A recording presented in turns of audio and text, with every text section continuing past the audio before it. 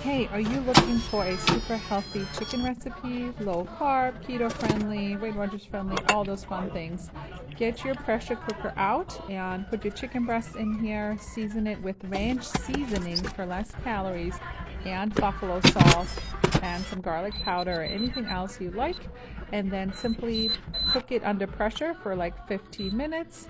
Release all the pressure after 15 minutes.